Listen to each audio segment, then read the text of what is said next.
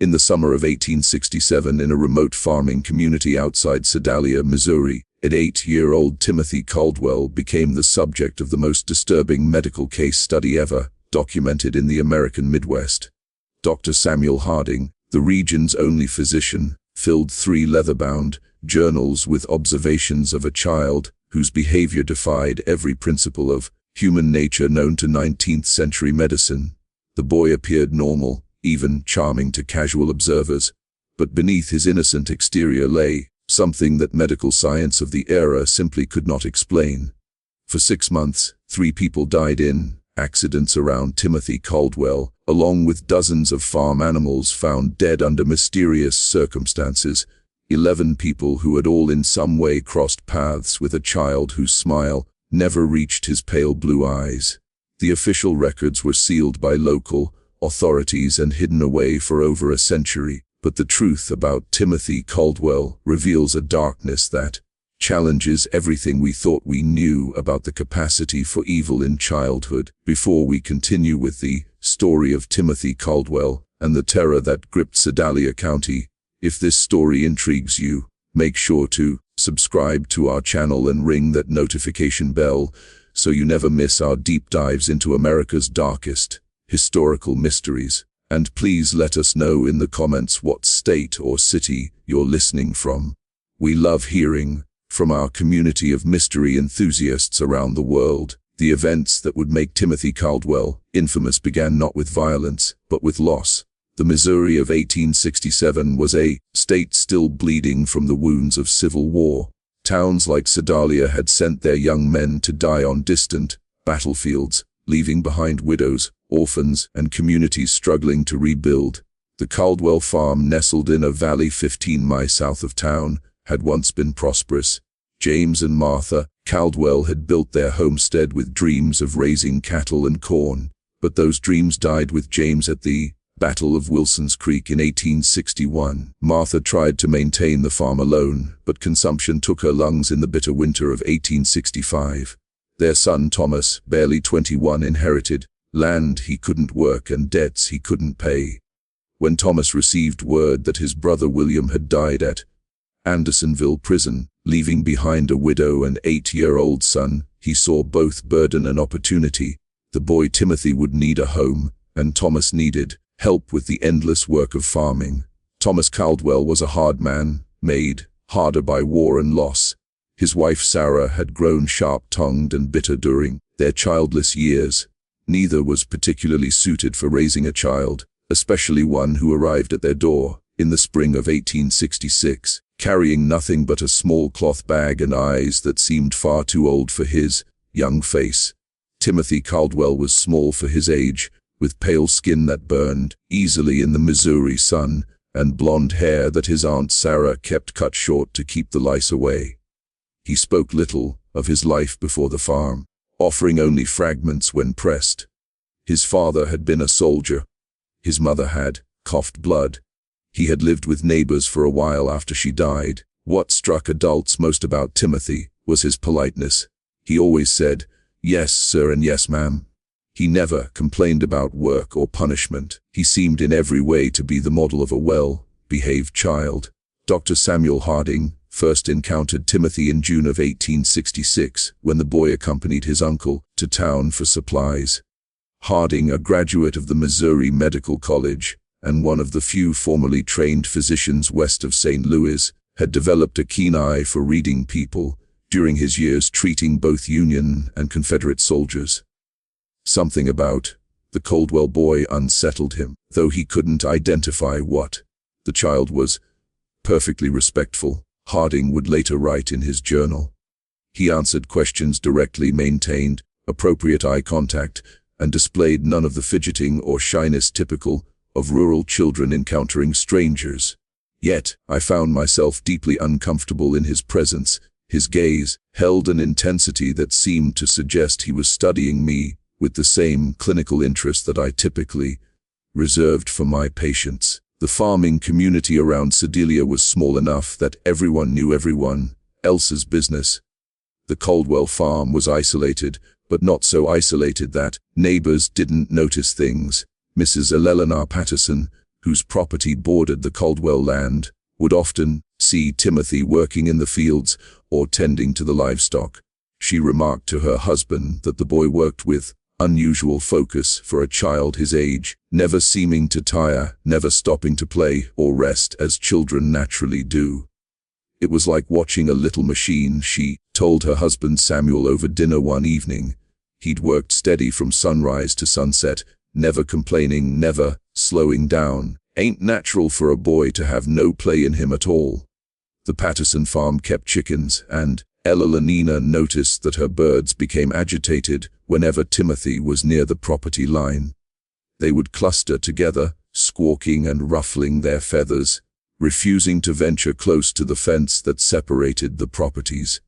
Her husband dismissed it as coincidence, but Ella couldn't shake the feeling that the animals sensed something about the boy that humans missed. The first death occurred on a sweltering afternoon in August 1866. Little Mary Fletcher, age 5, was the daughter of the town blacksmith and known throughout the community for her bright laugh and tendency to wander. She had been playing near Willow Creek, a shallow stream that ran between several properties including the Caldwell farm. Timothy found her body. He arrived at the Fletcher home just as the family was preparing for supper, his clothes damp and his face pale with what appeared to be genuine distress. "Mrs. Fletcher," he said, his voice steady despite his obvious agitation, "I found Mary by the creek. She's not breathing." The search party that rushed to the creek found Mary Fletcher face down in water, barely 18 in deep. Dr. Harding, summoned immediately, determined that the child had drowned, a tragic but not uncommon accident in rural areas where children played unsupervised near water. What troubled Harding was not the death itself, but Timothy's account of discovering the body. The boy provided an unusually detailed description of exactly where Mary had been found, the position of her body, and the condition of her clothing. When pressed about how he had come to be in that particular spot at that particular time, Timothy explained that he had been looking for a lost calf. The boy's recall was remarkably precise. Harding noted in his journal, he could describe the exact position of the deceased child's limbs, the way her dress had been caught on a submerged branch, even the color of the water around her face. Such attention to detail seemed unusual for a child who claimed to be frightened and upset by the discovery.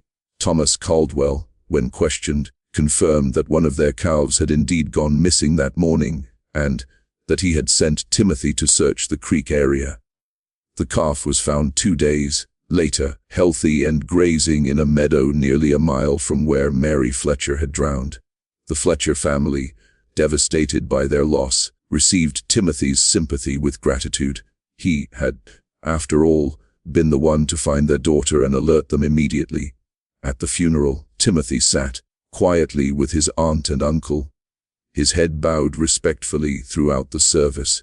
When the family thanked him for his quick action in alerting them, he accepted their gratitude with appropriate solemnity.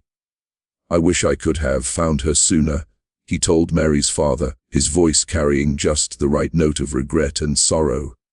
But Ella Patterson, watching from across the church, noticed something that nagged at her for days afterward. When Mary Fletcher's mother collapsed in grief during the service, when the sight of the small coffin reduced grown men to tears, Timothy Caldwell's expression never changed.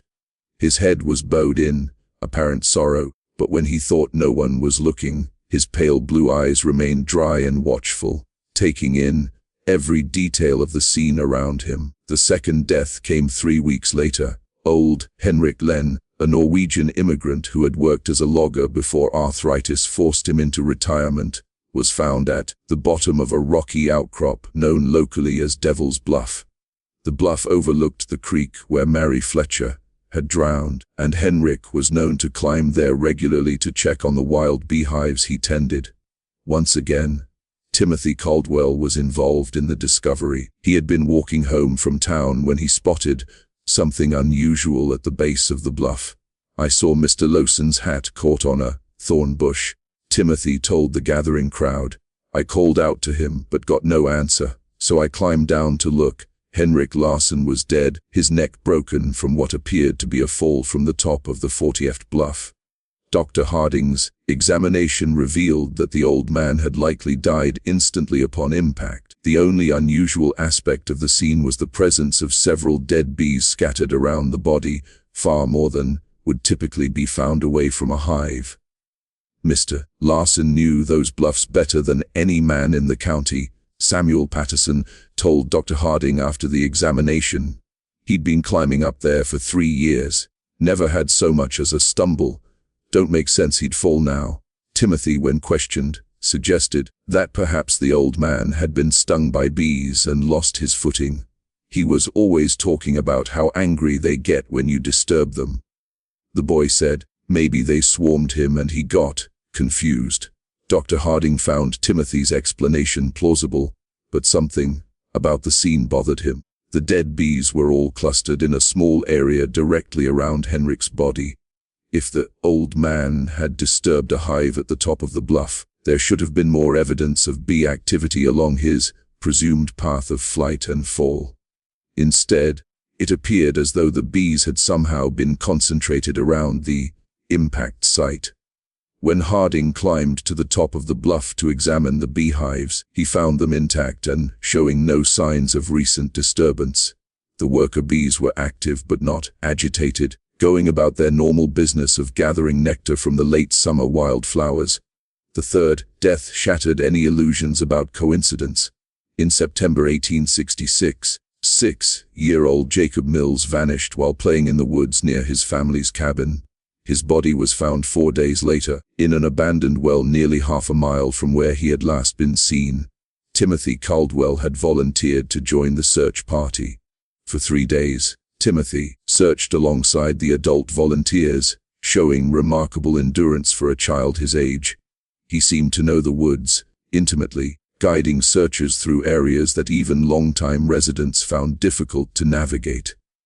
When asked how he had learned the terrain so well, Timothy explained that he often explored the woods during his free time, looking for useful plants and herbs that his aunt could use for cooking and medicine. On the 4th day, Timothy appeared at the Mills cabin just after dawn. "I think I found something," he told Jacob's father, his voice heavy with exhaustion. "There's an old well about a half-mile north of here. I heard what sounded like crying." The well was partially concealed by fallen logs and overgrown brush. Jacob Mills was at the bottom, alive but barely conscious, suffering from dehydration and exposure.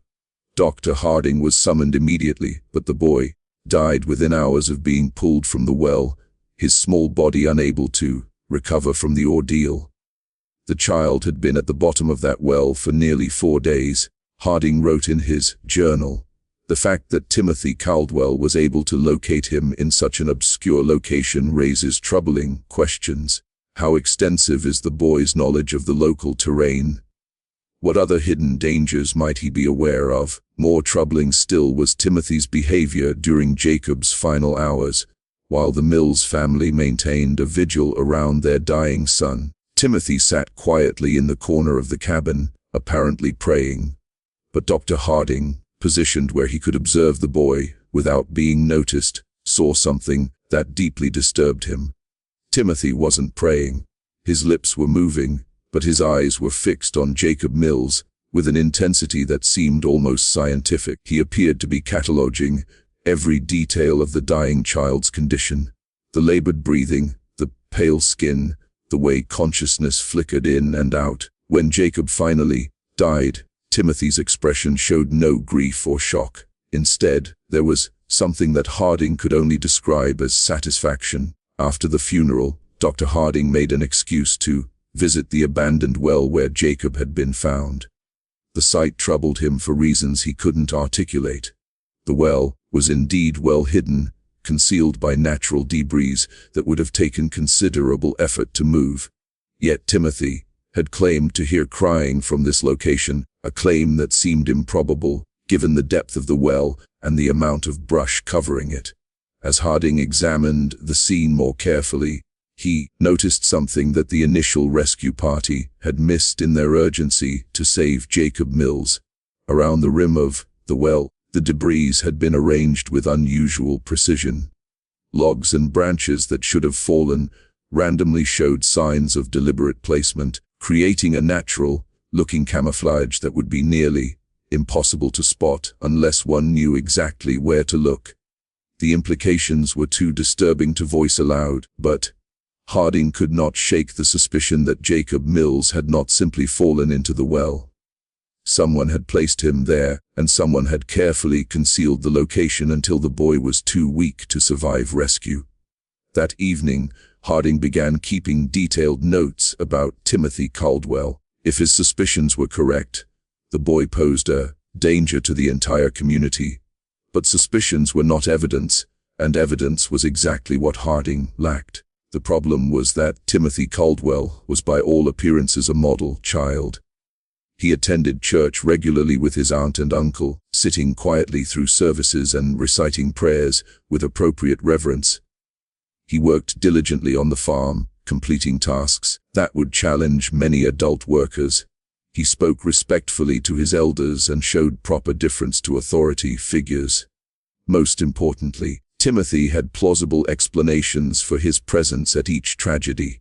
He had been looking for a lost calf when he found Mary Fletcher. He had been walking home from town when he spotted Henrik Len's hat. He had volunteered to help search for Jacob Mills, as any concerned member of the community would do.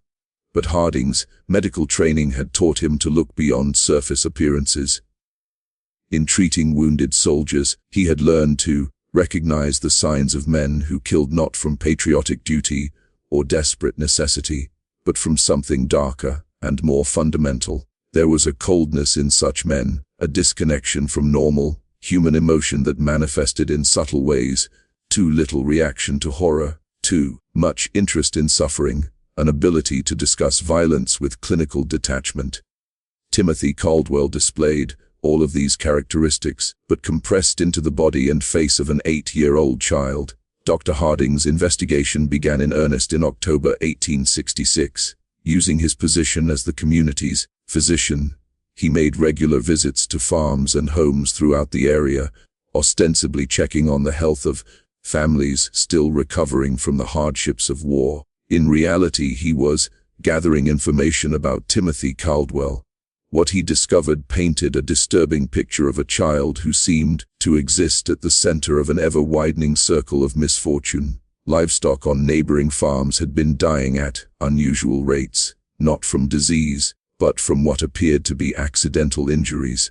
Chickens were found with broken necks, apparently killed by foxes that left no other signs of predation. Pigs suffered mysterious wounds that became infected and led to death. Horses developed sudden lameness that forced farmers to put them down. Mrs. Elenina Patterson confided to Dr. Harding that she had lost 17 chickens in the past 2 months. "It's the strangest thing," she said. "They're dying 1 or 2 at a time, always found in the morning with their necks broken clean. My husband thinks it's foxes, but I've never seen fox sign around the coop. And the way they're killed, it's too neat, too." When Harding examined the most recent casualties, he found evidence that supported Eleanor's suspicions. The chickens had been killed with precise force applied to specific points on their necks, a technique that required considerable knowledge of anatomy.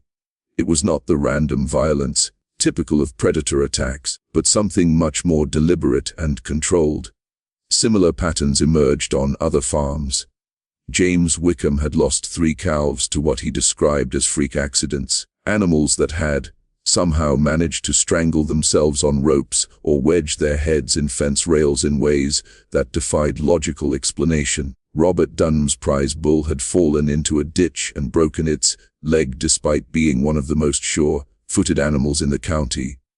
In every case, the affected farms were within walking distance of the Caldwell property, and in several instances, neighbors reported seeing Timothy in the vicinity around the time of the incident. "I saw him walking along our fence line the morning before we found the calf," James Wickham told Dr. Harding. "Thought it was odd, him being so far from home, but the boy was always polite when he saw me, waved and called out a greeting, like he was taught proper." Harding also began paying closer attention to Timothy's behavior during his routine medical visits to the Caldwell farm. The boy was always present during these visits, standing quietly while Dr. Harding examined his aunt and uncle for the various ailments common to farming life.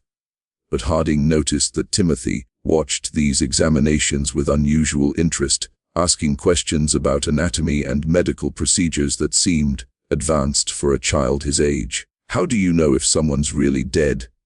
Timothy asked during one visit, his tone casual as if discussing the weather. "Sometimes, people just look like they're sleeping." When pressed to explain his curiosity, Timothy said he was concerned about being able to help if someone was hurt while he was alone on the farm. "Uncle Thomas says, I need to know how to handle emergencies since we're so far from town," he explained. The explanation was reasonable, but something about the question disturbed Dr. Harding. There was a clinical quality to Timothy's interest in death and injury that went beyond normal childhood curiosity. The boy asked about the mechanics of dying, how long it took, what signs to look for, whether people could survive various types of trauma with the same detached interest that a medical student might show when studying cadavers. During these conversations, Harding began testing Timothy's knowledge with deliberately false information, claiming that certain injuries were fatal when they were not, or that specific symptoms indicated particular conditions. Timothy never challenged these false statements directly, but Harding noticed that the boy filed away every piece of information with remarkable retention. More disturbing still was Timothy's response to Dr. Harding's stories about treating wounded soldiers during the war.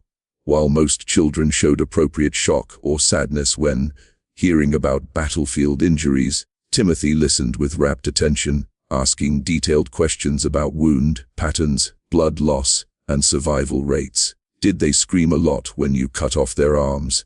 Timothy asked during one such conversation, his pale blue eyes fixed intently on Dr. Harding's face. "Or were they too hurt to make noise?"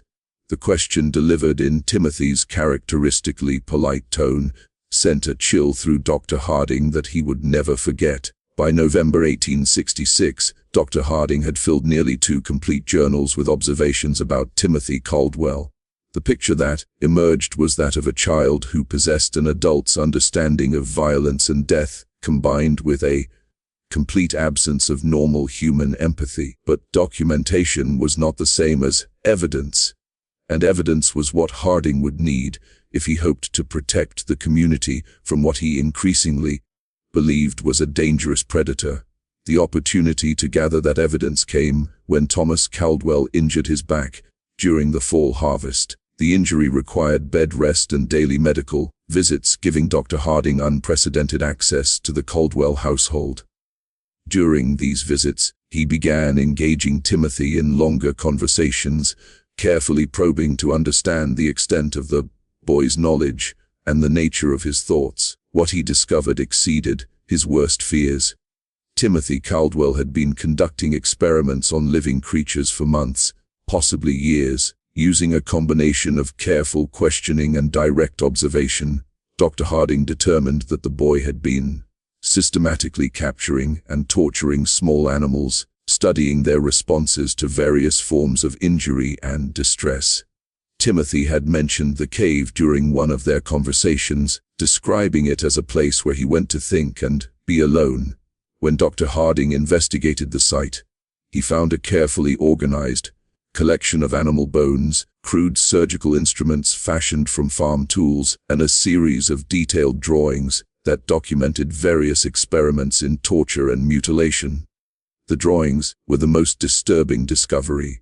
Rendered with surprising artistic skill for a child, they showed rabbits, squirrels, birds, and larger animals in various stages of dissection and injury. Each drawing was accompanied by notes written in Timothy's careful handwriting describing the animal's reactions, the time it took to die, and observations about which methods caused the most suffering. Subject remained conscious for approximately 10 minutes after removal of eyes.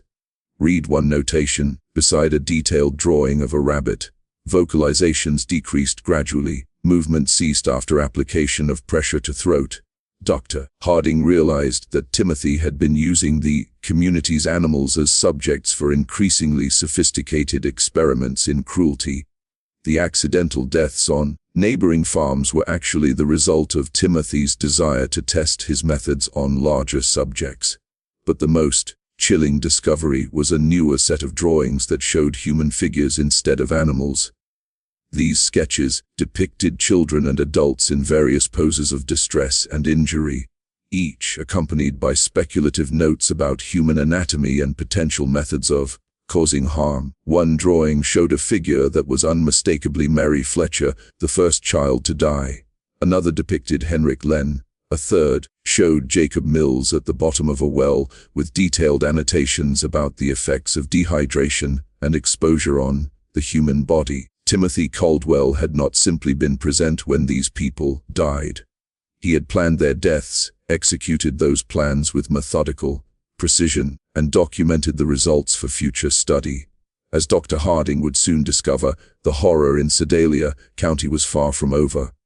If this story is giving you chills, share this video with a friend who loves dark mysteries. Hit that like button to support our content, and don't forget to subscribe to never miss stories like this. Let's discover together what happens next. Dr. Harding faced an impossible situation. The evidence in the cave proved that Timothy Caldwell was responsible for multiple deaths, but that evidence had been obtained through what amounted to illegal search. Moreover, the idea that an 8-year-old child could be a calculating murderer was so far outside the accepted understanding of human nature that no court would accept such a claim. The medical science of 1867 had no framework for understanding antisocial personality disorder or psychopathy. The prevailing belief was that children were inherently innocent, corrupted only by bad influences or traumatic experiences. The idea that a child could be born without the capacity for empathy or moral reasoning was literally inconceivable to most people. Dr. Harding knew that if he presented his findings to local authorities, he would likely be dismissed as a man whose mind had been damaged by too many years of treating war casualties.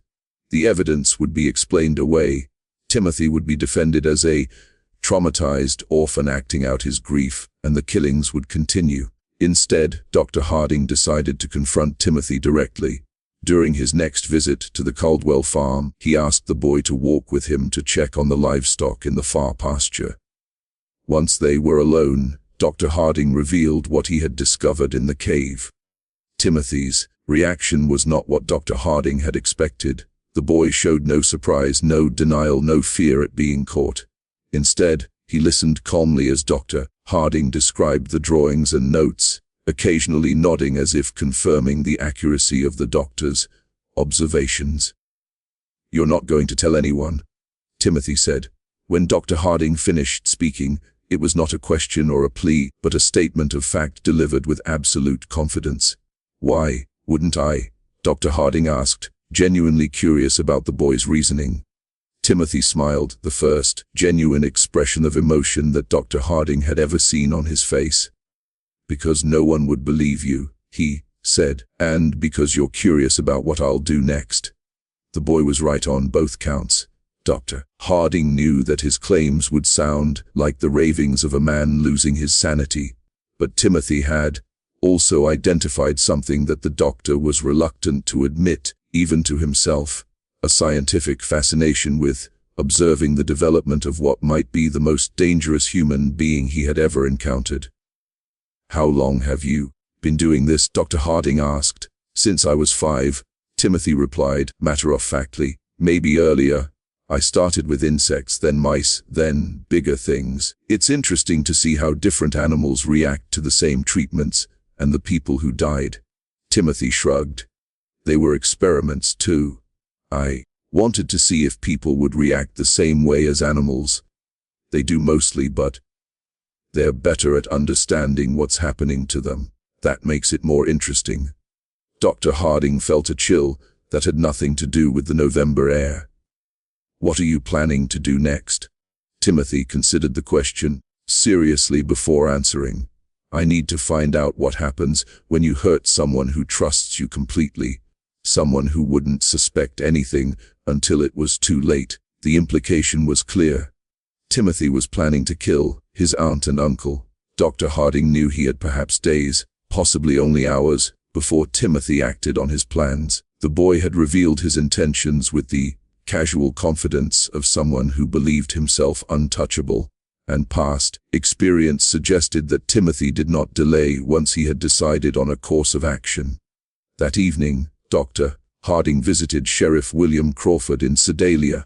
Crawford was a practical man who had served with distinction in the Union Army and had little patience for theories or speculation.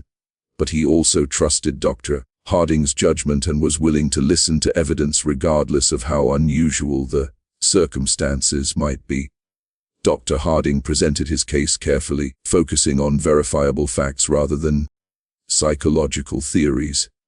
He showed Crawford the drawings and notes from the cave, pointed out the pattern of deaths and accidents surrounding Timothy, and documented the boy's unusual knowledge of anatomy and violence. Most importantly, Dr. Harding revealed Timothy's stated intention to kill his aunt and uncle. This was information that could not be ignored, regardless of the source. Even if half of what you're telling me is true, Sheriff Crawford said after reviewing the evidence, examining each disturbing drawing with growing alarm. We can't arrest a child for drawings and suspicions, but we can watch him, and we can be ready to act if he tries anything. Crawford studied the anatomical precision of Timothy's sketches, noting details that even his experience as a Civil War veteran hadn't prepared him for. The two men spent hours developing their strategy, bringing in Crawford's most trusted deputies, men who had served under him during the war and could be counted on to remain steady under pressure. Dr. Harding and Sheriff Crawford developed a comprehensive plan.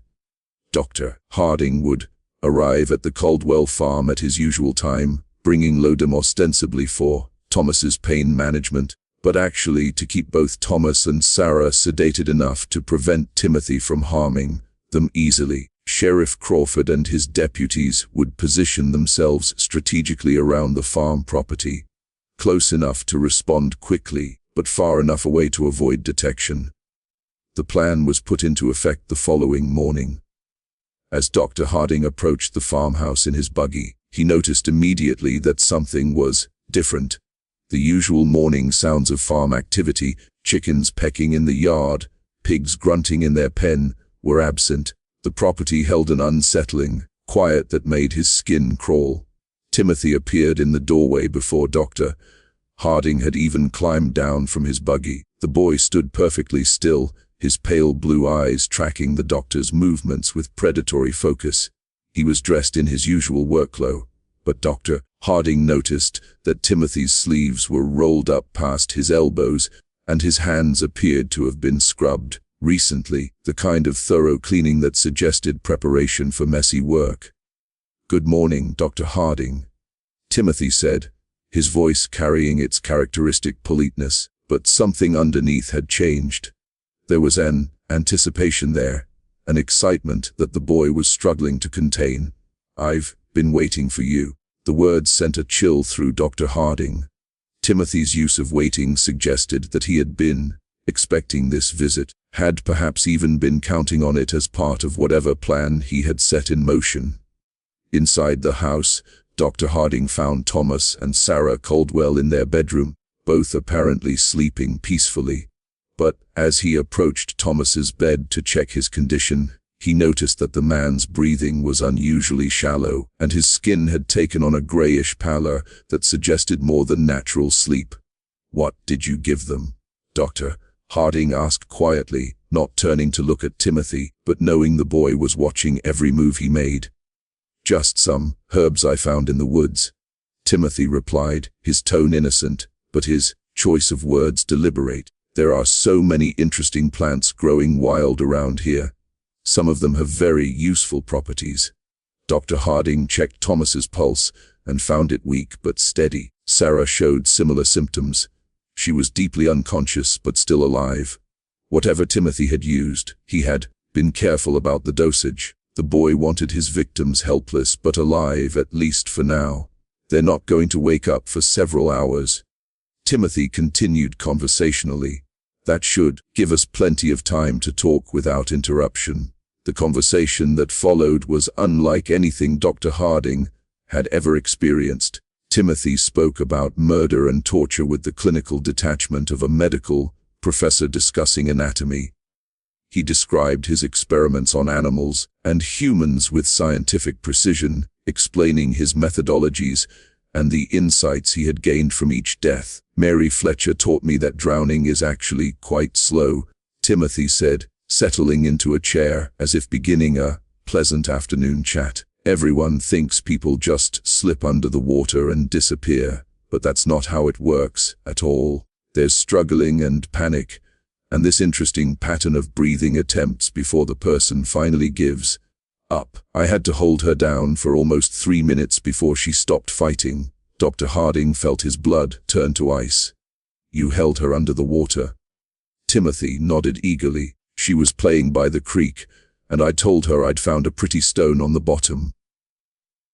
When she bent over to look, I just pushed her head down and held it there. She was so small that it didn't take much strength, but she fought harder than I expected. That's when I realized that people have much stronger survival instincts than animals. And Henrik Larsson, that was more complicated, Timothy admitted. I couldn't overpower him physically, so I had to be more creative. I knew he checked his beehives every Thursday morning, so I went up to the bluff the night before and loosened some of the stones along the edge. Then I collected bees from one of his hives and put them in a cloth bag. Timothy's eyes gleamed as he described his methodology. When Mr. Len climbed up to check the hives, I was waiting behind some rocks. I threw the bag of bees at his face and started shouting that there was a massive swarm attacking him. He panicked and stumbled backward right over the edge where I'd weakened the stone barrier.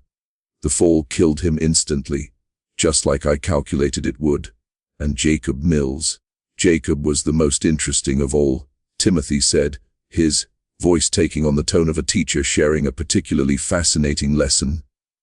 I didn't kill him quickly like the others. I wanted to see what would happen if someone died slowly over several days. So I convinced him to follow me into the woods by telling him I'd found a family of baby raccoons. Timothy paused, seeming to savor the memory. Jacob was so concerned about the imaginary baby animals that he didn't think twice about the danger. I helped him climb down into the well. Then I moved the logs and brush to cover the opening. I visited him every day for 4 days, bringing him just enough water to keep him alive, but not enough to let him recover his strength. Dr. Harding realized that Timothy was no longer speaking hypothetically about future experiments. The boy had specific plans, and those plans clearly included the people currently in the house. What are you planning to do with your aunt and uncle? Dr. Harding asked directly. Timothy's genuine smile returned broader than Dr. Harding had ever seen it. That's where you come in, Dr. Harding. See, all of my previous experiments have been with people who didn't know what was happening to them until it was too late. But you're different. You understand exactly what I am and what I'm capable of. That makes you the perfect subject for a completely new type of study. As Timothy spoke, he began moving around the room, gathering items that Dr. Harding recognized as potential weapons. Rope from the barn, a heavy candlestick from the mantelpiece, several sharp kitchen implements. The boy organized his tools with methodical precision as if preparing for surgery. I want to find out what happens when someone who knows they're going to die tries to save people they care about. Timothy continued, his excitement growing. Will you sacrifice yourself to save Uncle Thomas and Aunt Sarah? Will you try to fight me even though you know I've planned for that possibility? Will you try to run away and abandon them to save yourself? Dr. Harding knew that the time for conversation had passed. Timothy had revealed enough of his plans to make clear that everyone in the house was in immediate mortal danger. He drew the pistol from his medical bag and pointed it at the boy. Step away from the knives. Timothy, Dr. Harding said, his voice steady despite his racing heart. Timothy looked at the pistol with interest rather than fear. "That's a Navy Colt, isn't it?" he asked conversationally. "I've seen pictures of them in books about the war. How many bullets does it hold?" "6, Dr. Harding replied automatically, then immediately regretted providing the information. "And how many people are you trying to protect?" Timothy asked. "There's Uncle Thomas, Aunt Sarah, yourself, and presumably the 3 law enforcement officers outside. That's 6 people, if my counting is correct. So, even if you shoot me, you'll have used up all your ammunition." Timothy moved closer, no longer bothering to stay out of pistol range. "You want to know how I became what I am?" he said, his voice taking on an almost hypnotic quality. "You want to understand whether I was born this way, or whether something made me this way. You want to know if there are others like me and how to recognize them before they start killing."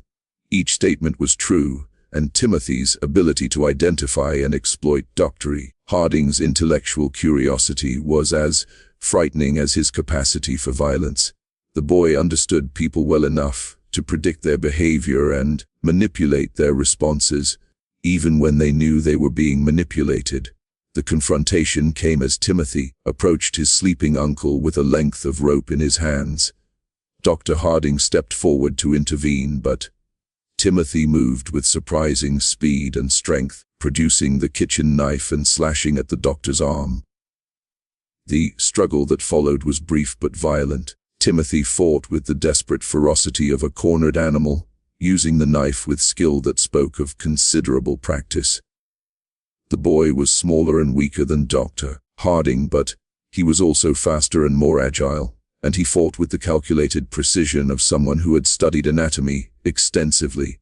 Dr. Harding managed to grab Timothy's wrist and twist until the boy dropped the knife, but Timothy immediately produced another blade from his clothing. It became clear that the boy had prepared multiple weapons and positioned them strategically throughout the house. The sound of their fight brought Sheriff Crawford and his deputies running from their concealed positions.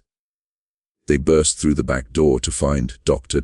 Harding struggling with Timothy while Thomas and Sarah Caldwell lay unconscious on their bed, apparently unaware of the violence occurring around them. Deputy Mitchell quickly subdued Timothy while Dr. Harding caught his breath and checked on the unconscious couple.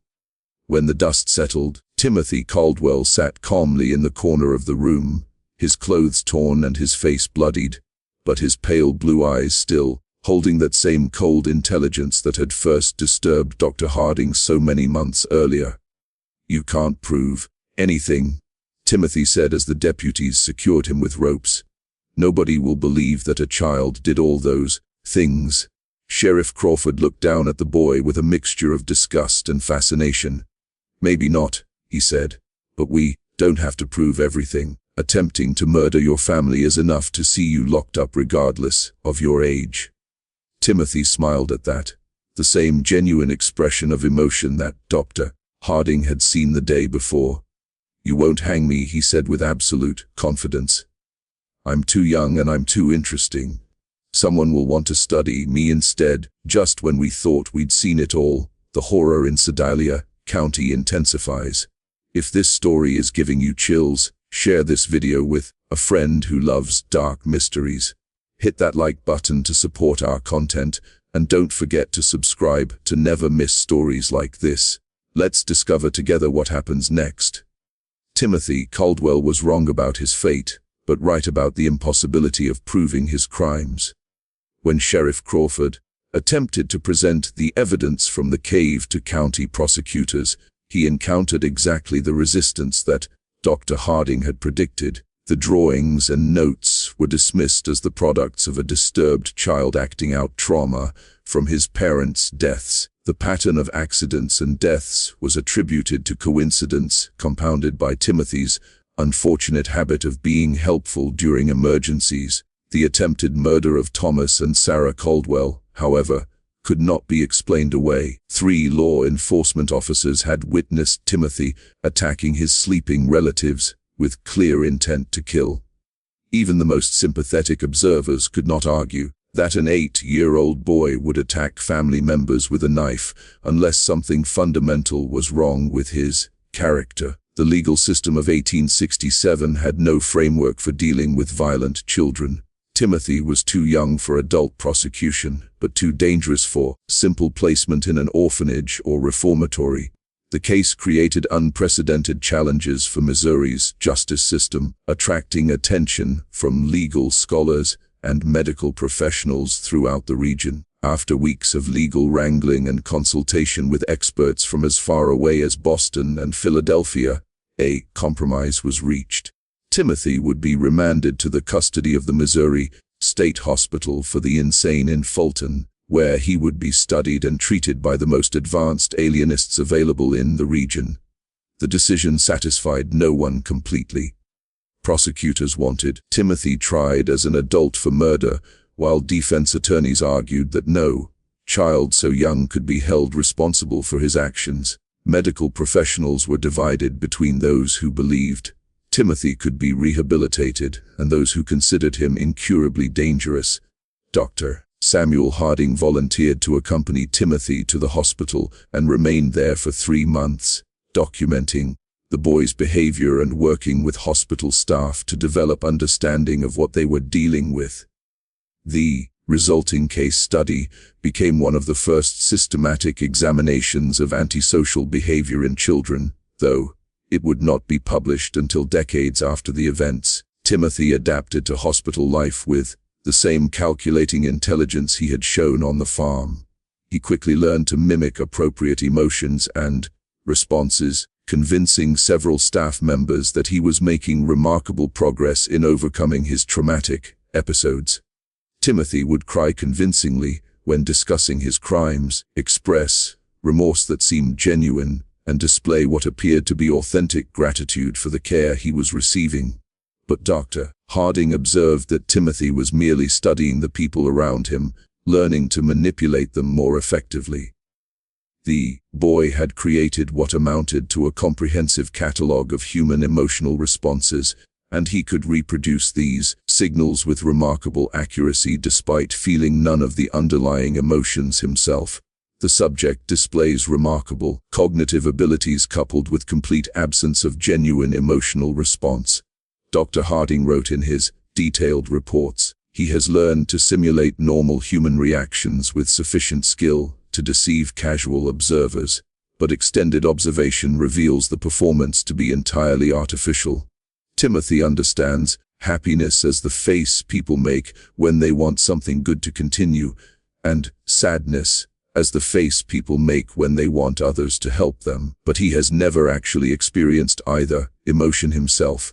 Dr. Harding's evaluation also revealed the extent of Timothy's violent fantasies and future plans. When the boy believed he had gained Dr. Harding's trust by pretending to be fascinated by the scientific approach to studying human behavior, Timothy began sharing ideas for future experiments that made his past crimes seem almost restrained by comparison. He has developed elaborate scenarios for testing human responses to various forms of psychological and physical torture.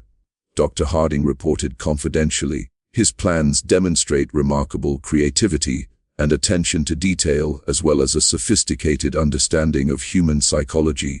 If he were allowed to mature and gain additional resources, he would likely become one of the most dangerous individuals in American history. The hospital records show that Timothy remained at the facility for 18 months. During that time, several unexplained incidents occurred that bore the hallmarks of Timothy's methods. Other patients were found dead in circumstances that suggested accident or natural causes, but which showed patterns of deliberate planning when examined carefully. 3 elderly patients died from apparent heart failure after interacting with Timothy, though all had been in relatively good health previously. 2 younger patients suffered what appeared to be accidental falls that resulted in serious injuries, but both incidents occurred in areas where Timothy had been seen earlier in the day.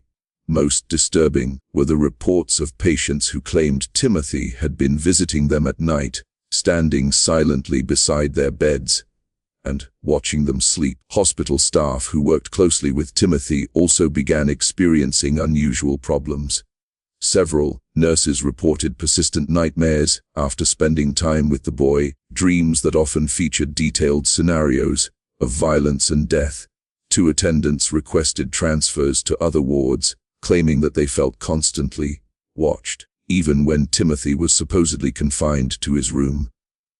Dr. Martha Fitzgerald, who had been brought in to provide additional expertise in treating Timothy, discovered that the boy had been keeping a secret journal. Timothy had convinced one of the nurses to provide him with paper and pencil for therapeutic writing exercises, claiming that recording his thoughts and feelings would help him process his emotions more effectively.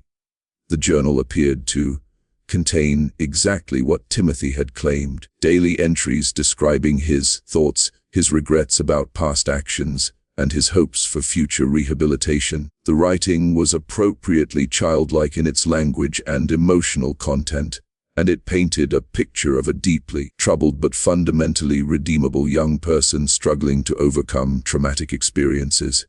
But Dr. Fitzgerald's training in European psychiatric techniques included familiarity with coded communication systems. When she applied analytical methods to Timothy's journal, she discovered that the innocent-seeming entries contained a sophisticated cipher system. The decoded messages revealed Timothy's true thoughts and plans in disturbing detail. Rather than experiencing remorse or rehabilitation, he was conducting a systematic study of the hospital, its staff, and its security procedures. His goal was not merely to escape, but to use his time in confinement to develop more advanced techniques for manipulation and murder. Day 47. Dr. Coef believes my tears during today's session were authentic. Read 1. Decoded entry. Her response pattern indicates increased sympathy and reduced suspicion. Estimate 3 more weeks of consistent performance will be required to establish sufficient trust for physical contact during sessions. The discovery of Timothy's coded journal led to an immediate tightening of security procedures and a reduction in his contact with hospital staff. But Timothy adapted to these changes with characteristic flexibility, shifting his focus from manipulation to information gathering about hospital routines and potential escape routes. In the summer of 1868, Timothy Caldwell disappeared from the Missouri State Hospital under circumstances that were never fully explained. The official investigation concluded that he had somehow managed to escape during a transfer between buildings despite being under constant supervision by multiple guards. Dr. Harding suspected that Timothy's escape had been far more sophisticated than the official report suggested. The boy had demonstrated remarkable patience and planning ability throughout his confinement, and it seemed likely that he had spent months preparing for his departure. Evidence discovered after Timothy's disappearance suggested that he had been manipulating the facility staff far more successfully than anyone had realized. Several guards reported having made small policy exceptions for Timothy in the weeks before his escape, allowing him slightly longer exercise periods, providing him with additional reading materials, making minor adjustments to his daily routine that individually seemed harmless, but collectively may have created opportunities for escape. He spent a year and a half studying that facility and its personnel.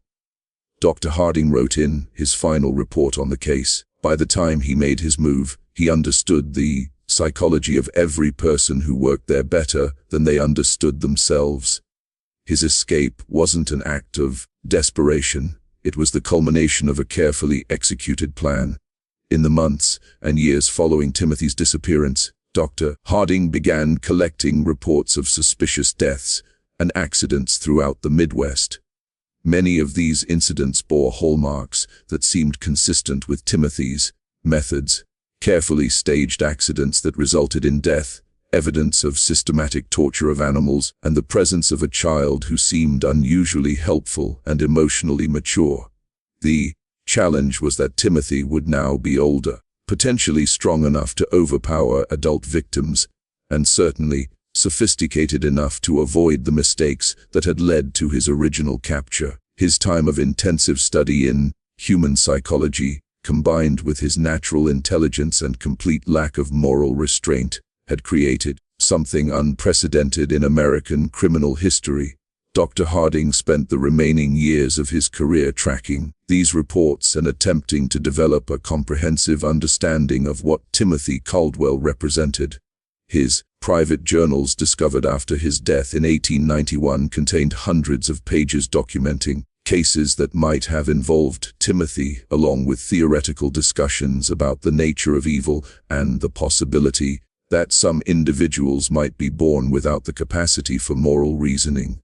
The broader implications of Timothy's case continued to influence discussions about criminal justice, child psychology, and mental health treatment for decades after his disappearance. His ability to deceive trained professionals raised uncomfortable questions about the reliability of psychiatric evaluation, while his manipulative skills highlighted the potential dangers of assuming that all children are inherently innocent and redeemable.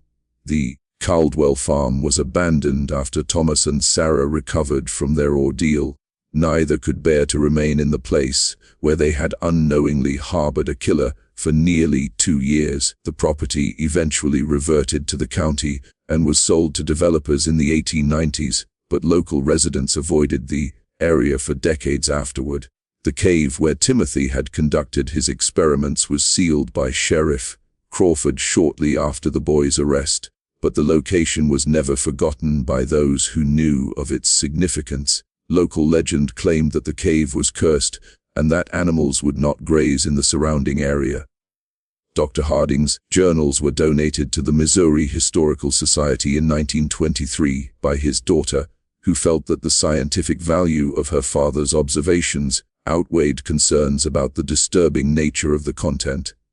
The journals remain in the Society's archives, available to researchers who can demonstrate legitimate academic interest in the development of psychological understanding. Thomas and Sarah Caldwell never spoke publicly about their experience with Timothy, but both lived under assumed names for the remainder of their lives, apparently fearing that the boy might someday return to finish what he had started.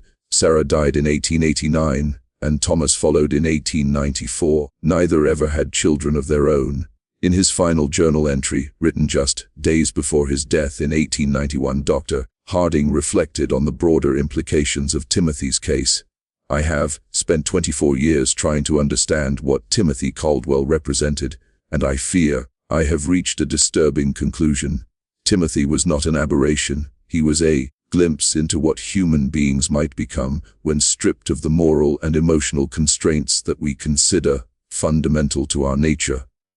If he survived to adulthood, then somewhere in America, there walks a man who understands human psychology better than any trained professional, who can manipulate people with supernatural skill, and who views the rest of humanity as nothing more than subjects for experimentation. This mystery shows us that evil can wear the face of innocence, and that our assumptions about childhood and human nature may be dangerously naive. The case of Timothy Caldwell forces us to confront uncomfortable questions about the nature of moral development and the possibility that some individuals may be born without the capacity for empathy or conscience that we consider fundamental to humanity. What do you think of this story? Do you believe everything was revealed, or might there be more to Timothy Caldwell's fate than the official records suggest? Leave your comment below and let us know your thoughts about this disturbing chapter in American history. If you enjoyed this tale and want more horror stories like this, subscribe, hit the notification bell, and share with someone who loves mysteries as dark and complex as this one. Remember, the truth is often more terrifying than fiction, and history holds secrets that continue to challenge our understanding of human nature. See you in the next video.